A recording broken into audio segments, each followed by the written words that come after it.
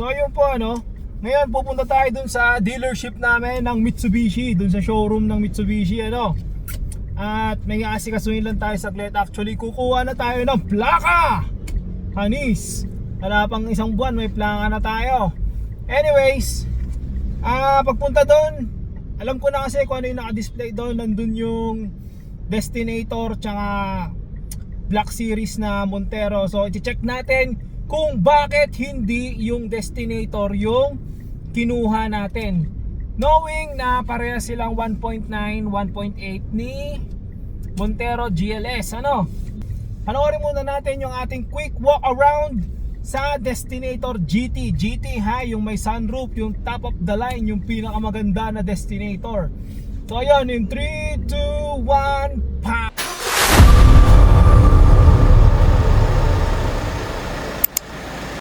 Destinator GT. So bakit nga ba hindi ito yung kinuha natin despite na meron silang parehas na price ng entry level na Montero GLS, Kasi ito top of the line na to makikita ninyo kumpleto na yung features nito lahat-lahat, tapos sobrang dami niyang drive modes, Well, para sa akin, yung drive modes is parang hindi ko naman magagamit kasi nga basic driver lang din talaga ako Kung kayo, sa tingin ninyo, magagamit ninyo yung mga drive modes na yon, goods yon para sa inyo. Pagtingin dito sa interior, kitang-kita mo air vents pa lang, updated na yung dating niya. Talagang next gen na talaga yung angas nito Bagong uri ito ng sasakyan. Hindi mo mafe-feel yung identity sa kanya ng ibang sasakyan Katulad ng halimbawa, Expander. 'Di ba? Ng Triton, medyo feel mo sa kanya kasi next gen din si Triton. Pero yung Montero, hindi mo mararamdaman dito maliban sa steering wheel. Yan, kamukhang-kamukha talaga kasi ng steering wheel ng Montero maliban dyan sa arrow keys na yan. Yan, yung arrow keys na yan, wala yan sa Montero natin. Pero meron yan dun sa Montero na Black Series, Kompleto na rin to, may cruise control, tsaka leather na din. Tapos ito yung tailgate niya, pambukas ng tailgate. Yan. Tapos ang ganda kasi nakamaroon na din siya na mga leather seat. Tapos yon sa nakita nyo kanina, electronic na din yung pag-adjust ng upuan niya. Pagdating dito sa second row, syempre chinek ko kagad kahit alam ko na-adjust yung second row niya. Hindi katulad nung sa Montero natin na fix lang yung second row, hindi siya front and back, hindi siya nai-slide Ito nai-slide mo, napakadali. Kaya para sa akin, isang plus yon na kagandahan nitong Destinator.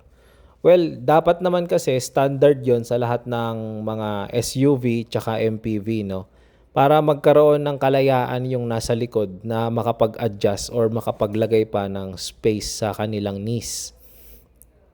Hindi ko lang maintindihan kung bakit hindi ginawa kay Montero yung ganun, Ayan, ang ganda, 'di ba? Meron siyang slide. Yan, bumagsak pa. Nagulat ako dyan Nabigla din ako. Pero yun, next natin susubukan is kung maluwag ba dyan sa loob, Dito sa third row na yan, aakitin natin yan. Siyempre, 5'6" nga pala yung height ko for reference. 5'6", tapos medyo chubby. Yan. Makikita ninyo, nakasagad yan. Ang isang problema dito, yung apakan ng paa, parang sa Nissan Terra.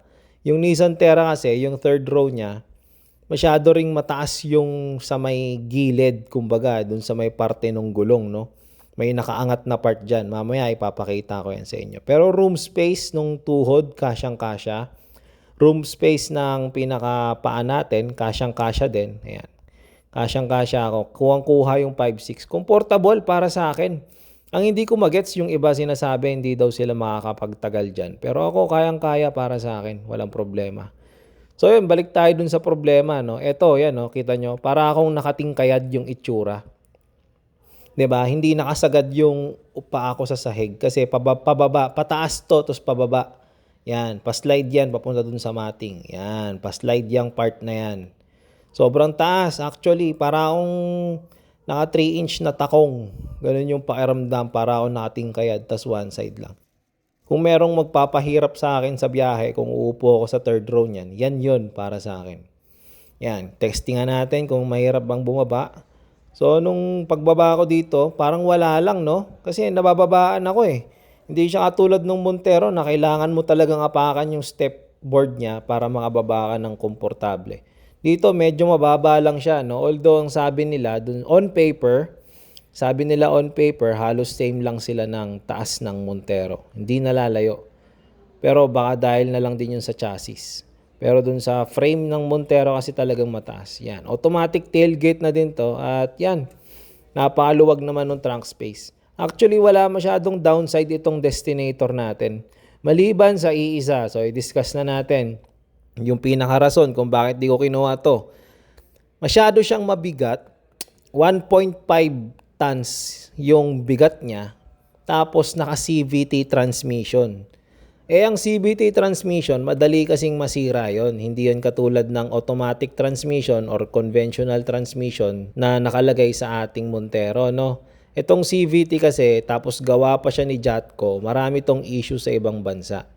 Kaya naisip ko, imbis na ipupusta ko yung budget sa ganitong sasakyan, although maganda, although lahat okay, may sunroof, maganda yung mga tech, may different drive modes, 'di ba? Ayoko dahil sa CVT transmission. So ayun, hanggang dito na lang. Ayan nga pala yung itsura ng Destinator. Sobrang ganda, naka-dynamic shield pa rin yung itsura niya. Makikita mo pa rin yung DNA kahit papaano ng Montero dyan, pero hindi na siya ramdam na ramdam katulad ng Expander na kung wala kang alam, malilito ka kung Montero ba yun o ibang sasakyan na. So ayun, napanood na natin yung video kung bakit hindi Destinator yung kinuha natin, ano. Actually yun talaga, CVT kasi talagang iniiwasan ko yung CVT, and upon searching, yung Destinator is medyo mabigat siya, no. Para ka nang nakasedan na puno, ganun kabigat yung Destinator. Para wala pa siyang laman, wala pang driver. Para kang naka-Vios na meron ng 5 passenger.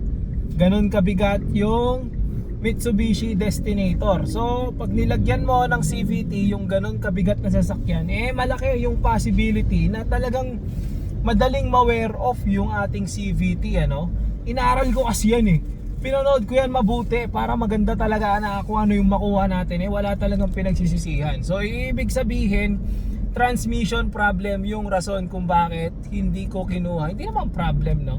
Gawa naman nila yan Transmission yung rason kung bakit hindi yung Destinator yung kinuha natin.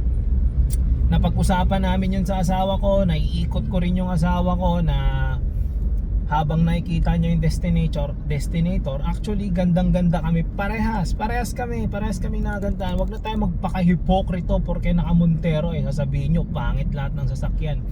Maganda yung Destinator sa totoo lang. Yun nga lang talaga dahil dun sa CVT niya, no. Tapos medyo mataas siya ng bahagya lang naman, tapos walang step seal. Well, napapalagay naman yun.